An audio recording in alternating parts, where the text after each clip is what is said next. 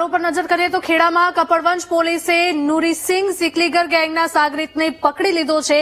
પોલીસે હરીશ ઉર્ફે કાલુ રમણ મારવાડીને દબોચી લીધો છે. આરોપી પકડાતા ગાંધીનગરના માણસા, કલોલ અને મહેસાણાના નંદાસણ સહિતના 4 ગુનાનો ભેદ ઉકેલાયો છે. આરોપી પોતાની ગેંગ સાથે મળીને ચોરીની ઘટનાને અંજામ આપતો હતો.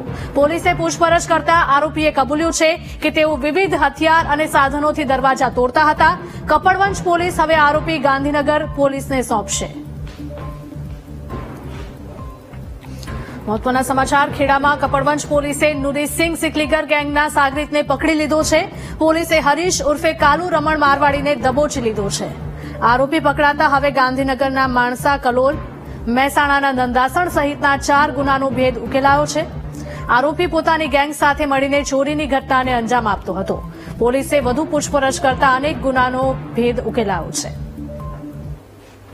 સંવાદદાતા વિનોદ જોડાયા છે ફોનલાઈન પર. વિનોદ, જણાવશો કે ખેડાના કપડવંજની ઘટના છે કે જ્યાંથી પોલીસે સિકલીગર ગેંગના સાગરીતને ઝડપી લીધો છે. જી બિલકુલ, કપડવંજ ટાઉન પોલીસને સફળતા ગણી શકાય કે ગુજરાત રાજ્યની અંદર જે સિકલીગર ગેંગ નામે પ્રખ્યાત સાગરીત આજે અહીંયાથી ઝડપાયો છે.